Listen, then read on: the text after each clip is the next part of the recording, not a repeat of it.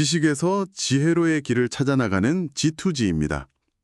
오늘은 하나의 아이디어가 탄생해서 실제 결과물로 만들어지기까지의 여정을 한번 따라가 보려고 해요. 네. 예를 들어 우리 신제품을 위한 랜딩 페이지를 만들어줘 같은 좀 막연한 문장 하나가 어떻게 현실이 되는지 그 과정을 탐험해 볼 겁니다. 네. 오늘 우리가 살펴볼 자료가 바로 그 클라우드 코드라는 도구에 대한 완벽 가이드인데요. 이게 말씀하신 것처럼 단순히 코딩을 도와주는 그런 유틸리티가 아니에요. 아, 그런 게 아니군요. 네. 하나의 의도를 구체적인 결과물로 바꿔내는, 뭐랄까, 지능적인 파트너, 바로 에이전트에 대한 이야기죠. 맞아요. 그래서 이번 탐구의 목표가 아주 명확한 것 같습니다. 이 에이전트 기반 인터페이스라는 게 대체 뭔지, 그리고 이 새로운 방식이 개발자뿐만 아니라 우리 모두의 일하는 방식을 어떻게 바꿀 수 있을지 그 가능성을 함께 파헤쳐 보는 거죠. 좋습니다. 그럼 가장 중요한 개념부터 시작해 볼까요? 자료에 에이전틱 시프트라는 말이 나오는데 이게 그냥 코드 자동 완성이랑은 차원이 다른 이야기 같거든요. 네, 맞습니다. 핵심은 우리가 컴퓨터와 대화하는 언어 자체가 바뀌었다는 거예요. 언어 자체가요? 네. 예전에는 for, int, i는 0, i는 n, i++처럼 컴퓨터가 알아들을 수 있는 아주 엄격하고 정확한 문법, 즉 구문을 우리가 직접 써야 했잖아요. 그렇죠. 하나라도 틀리면 바로 오류 나고요. 맞아요. 실수가 용납되지 않았죠. 하지만 이제는 이 고객 데이터 목록을 쭉 훑어보면서 작년에 물건을 산 사람들만 따로 뽑아줘 같은 우리의 생각, 즉 의도를 그냥 자연스러운 말로 전달하면 되는 거예요. 그렇군요. 그러니까 이제 개발자에게 가장 중요한 기술이 어떤 특정 프로그래밍 언어의 문법을 완벽하게 아는 것보다 자기가 만들고 싶은 것의 비전을 명확하게 설명하는 능력이 되는 걸까요? 정확히 보셨어요. 마치 벽돌을 하나하나 쌓는 장인에서 전체 건물을 구상하는 건축가로 역할이 바뀌는 것처럼요. 아, 바로 그게 에이전틱 시프트의 본질입니다. 자료에 나오는 바이브 코딩이라는 표현이 이걸 정말 잘 보여주는데요. 그 표현 저도 봤어요. 바이브 코딩이라니 정말 재밌잖아요. 네, 그렇죠. 예전에 제가 신입일 때 선배한테 버그를 설명하는데 어디가 문제인지 콕 집어 말은 못하고 모르겠어요. 근데 이 파일 전체에서 뭔가 안 좋은 느낌이 나요. 라고 했다가 혼난 기억이 나거든요. 네, 이제 AI는 그 바이브를 알아듣는다는 거잖아요. 맞아요. 이제 그 안 좋은 느낌을 알아듣는 동료가 생긴 거죠. 단순히 코드 조각을 던져주는 게 아니라 프로젝트 전체의 맥락과 구조를 이해해요. 전체 맥락을요? 네. 그래서 결제 기능에 문제가 있는 것 같아 라고 말하면 알아서 관련된 파일들을 넘나들면서 원인을 찾고 수정안을 제안하는 거죠. 심지어 필요한 프로그램을 설치하거나 테스트를 실행하는 그 터미널 명령어까지 직접 실행하고요. 와, 자율성이 생긴 겁니다. 정말 지능적인 주니어 개발자 한 명을 옆에 두는 느낌이겠네요.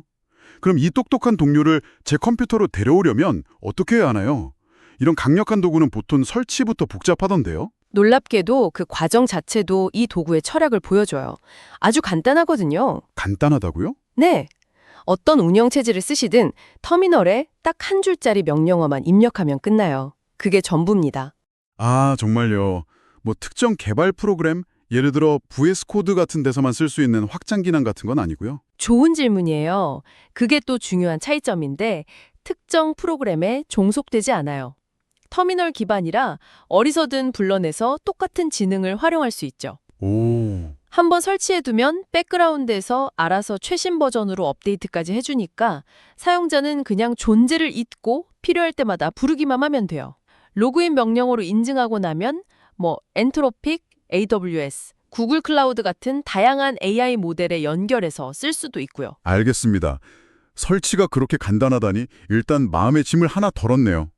그럼 이제 실제로 이 친구랑 대화를 시작해야 할 텐데 이 채팅 인터페이스가 강력한 만큼 좀 걱정도 돼요. 어떤 점이요? 제 터미널 창은 원래도 정신이 없는데 AI랑 나눈 대화까지 뒤섞이면 나중에 뭐가 뭔지 알아볼 수 없게 되지 않을까요? 정말 현실적인 걱정이죠. 그래서 이 에이전트는 대화의 흐름을 사용자가 완전히 통제할 수 있는 여러 장치를 마련해뒀어요. 통제 장치요? 네. 기본적으로 터미널에 클라우드라고 치면 실시간 대화 모드가 시작되는데 대화가 너무 길어지거나 주제가 바뀌면 클리어라는 명령어 한 번으로 대화 내용을 싹 비우고 새롭게 시작할 수 있어요. 필요 없는 맥락은 계속 지워주면서 대화를 깔끔하게 유지하는 거군요. 맞아요. 일종의 대화 위생을 지키는 거죠. 그리고 대화가 너무 길어져서 토큰 사용량이 걱정될 때는 컴팩트라는 명령어를 써요.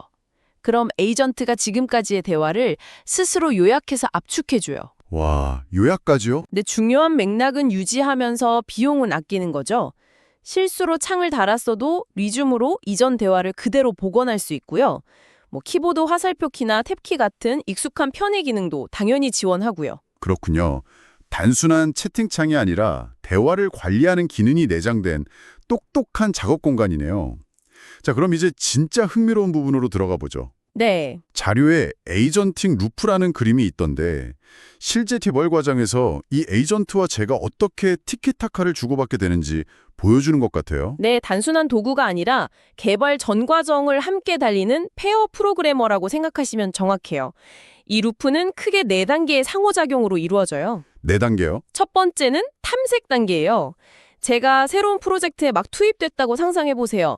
그럼 터미널에 대고 물어보는 거죠. 이 프로젝트는 어떤 기능을 하는 거야? 가장 중요한 파일이 뭐야? 와, 보통 프로젝트 처음 들어가면 코드 구조 파악하는 데만 며칠씩 걸리잖아요. 그걸 그냥 물어보면 알려준다고요? 맞아요. 그럼 에이전트가 전체 코드 구조와 파일 간의 의존성을 쫙 분석해서 브리핑을 해줘요.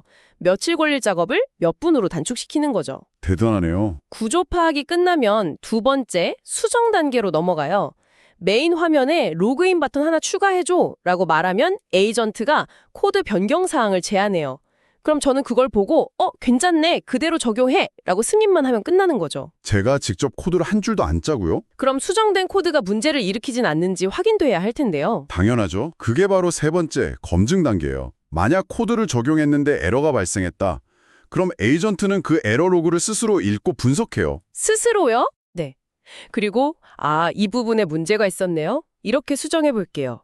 라고 말하면서 스스로 버그를 잡고 테스트하는 과정을 반복하죠. 와, 마지막으로 모든 작업이 성공적으로 끝나면 네 번째, 기록 단계로 가요. 클라우드 커밋이라는 명령어 하나만 치면 지금까지 변경된 내용에 가장 적합한 커밋 메시지를 AI가 기가 막히게 작성해서 원격 저장소에 올려주는 것까지 한 번에 처리해줍니다. 정말 개발의 시작부터 끝까지 모든 과정을 함께하는 거네요. 네, 맞습니다. 그런데 팀마다, 프로젝트마다 코딩 스타일이나 지켜야 할 규칙이 다 다르잖아요.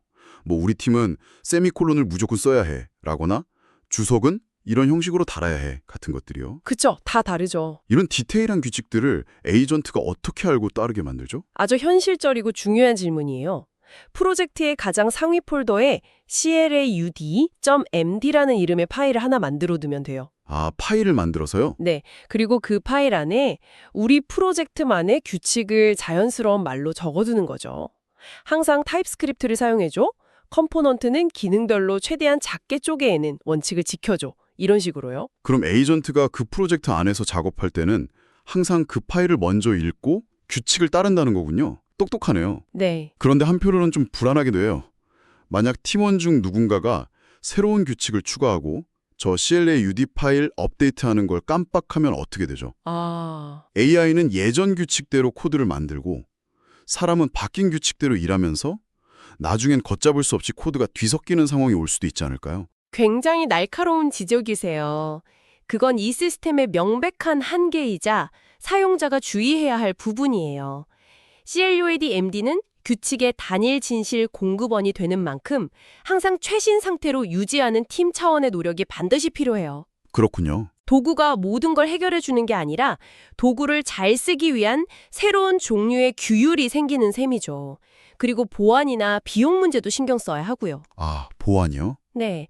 기본적으로는 기처근호한 파일을 존중해서 불필요한 파일은 안 읽으니까 토큰 낭비는 막아주지만 파일 쓰기나 명령어 실행 같은 민감한 작업은 퍼미션즈 명령어로 권한을 세밀하게 관리하는 습관이 중요해요. 알겠습니다. 자, 지금까지는 에이전트가 제 컴퓨터, 제 프로젝트 폴더 안에서 똑똑하게 작동하는 걸 봤어요.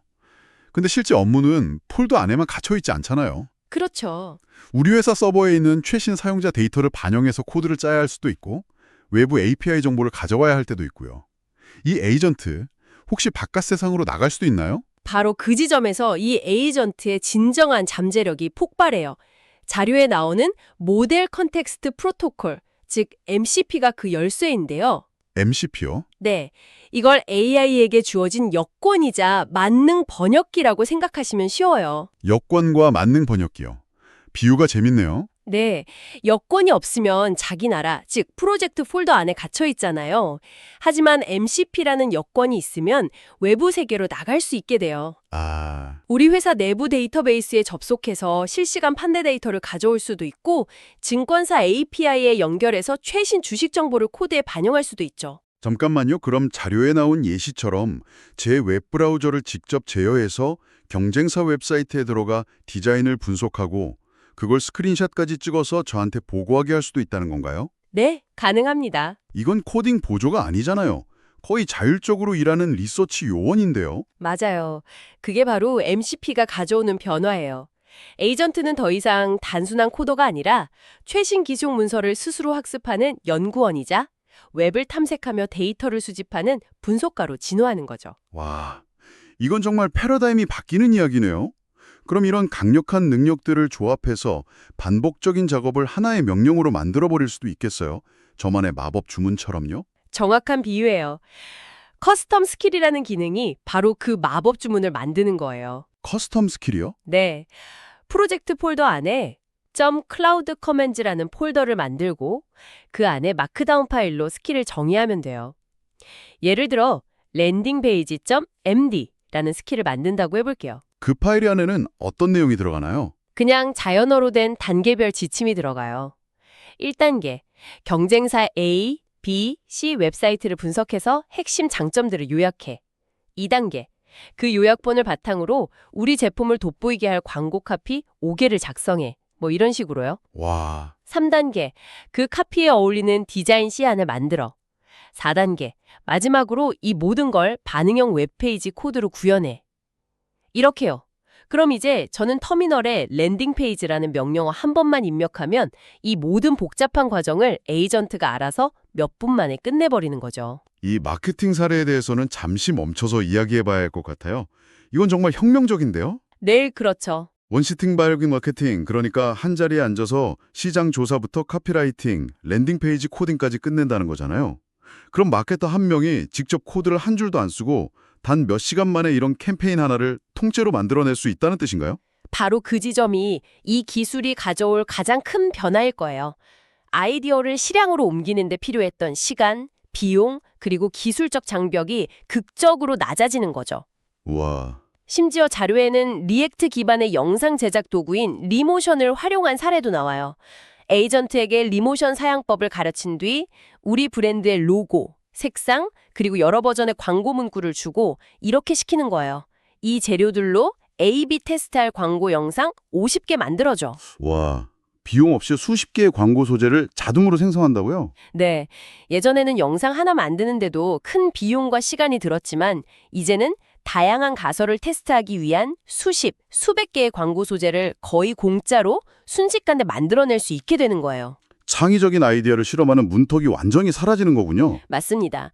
마케터의 역할은 이제 실행이 아니라 어떤 창의적인 질문을 던질 것인가로 바뀌게 될 거예요. 정말 대단하네요. 그런데 이렇게 강력하고 편리한 기능을 쓰다 보면 분명 비용 문제가 발생할 것 같아요. 무제한으로 쓸 수 있는 건 아닐 텐데 토큰 사용량과 관련된 제한은 없나요? 물론 있죠. 아무 생각 없이 쓰다 보면 요금 폭탄을 맞을 수도 있어요. 아, 그래요? 네, 기본적으로 5시간마다 메시지 사용량이 초기화되는 롤링 윈도우 방식이고 주간 사용량 한도도 따로 있어요. 특히 프로젝트 전체 아키텍처를 설계해달라고 하거나 여러 파일을 동시에 참조하게 하는 얼트라싱크 같은 고성능 모드는 토큰을 정말 빠르게 소모시키기 때문에 주의해요. 그럼 제가 지금 얼마나 썼는지, 한도가 얼마나 남았는지 계속 확인할 수 있는 방법이 있겠군요. 네, 터미널에서 코스트나 유시지 같은 명령어를 치면 현재까지의 기용, 남은 한도, 그리고 한도가 언제 초기화되는지 실시간으로 확인할 수 있어요. 이걸 보면서 계획적으로 사용하는 습관이 굉장히 중요해요. 그렇다면 이 비용을 아끼면서 현명하게 사용할 수 있는 최적화 전략, 일종의 플레이북 같은 것도 있겠네요. 그럼요. 자료에서는 4가지 핵심 전술을 제시해요. 첫째, 아까 말씀드린 컨텍스트 비우기. 하나의 작업이 끝나면 클리어로 대화 내용을 초기화해서 다음 작업에 불필요한 정보가 딸려가지 않게 하는 거예요. 네, 그건 아까 들었고요. 둘째, 명시적 참조예요. 이 프로젝트 전체를 보고 작업해 라고 막연하게 던지지 말고 at 파일 이름 형태로 딱 이 파일과 저 파일만 보고 작업해 라고 콕 집어주는 거죠. 필요한 정보만 정확하게 줘야 효율적이라는 거군요. 나머지 두 가지는 뭔가요? 셋째는 대화 압축이에요. 대화가 길어졌을 때 컴팩트 명령어로 이전 대화를 요약해서 토큰을 절약하는 거고요. 마지막으로 가장 중요한 건 모델 선택이에요. 아, 모델 선택이요? 네, 간단한 코드 수정은 가성비 좋은 소네트 모델을 쓰고 복잡한 시스템 설계처럼 정말 높은 지능이 필요할 땐 고성능 모델인 오퍼스를 쓰는 식으로 작업의 난이도에 맞게 적절한 도구를 선택하는 지혜가 필요해요. 모든 못을 망치로 박을 필요는 없는 것처럼요. 바로 그겁니다. 자, 오늘 클로드 코드라는 에이전트 인터페이스를 정말 깊이 있게 들여다봤습니다. 정리하자면 이건 단순히 코드를 빨리 짜는 도구가 아니에요. 네, 개발, 리서치, 크리에이티브 마케팅까지 복잡한 워크플로우 전체를 우리의 의도만으로 자동화시키는 완전히 새로운 협업 방식의 시작이라고 봐야겠어요. 맞아요. 오늘 우리는 AI 에이전트가 주니어 개발자, 연구원, 그리고 크리에이티브 어시스턴트의 역할을 하는 것을 함께 봤어요. 이건 일의 방법이 바뀌는 걸 넘어서 우리가 할 수 있는 일의 종류 자체가 달라진다는 걸 의미하죠. 일의 종류 자체가? 네. 그래서 마지막으로 이런 질문을 던져보고 싶어요. 네, 말씀해 주세요. 만약 여러분의 업무에서 며칠씩 걸리던 가장 복잡하고 반복적인 작업을 단 하나의 커스텀 스킬, 즉 한 줄의 명령으로 압축할 수 있다면 어떨까요? 아이디어를 실행에 옮기는 장벽이 자연어 한 문장으로 낮아졌을 때 우리는 지금까지 시도조차 못했던 어떤 새로운 종류의 창의적이고 분석적인 일에 도전해 볼 수 있을까요?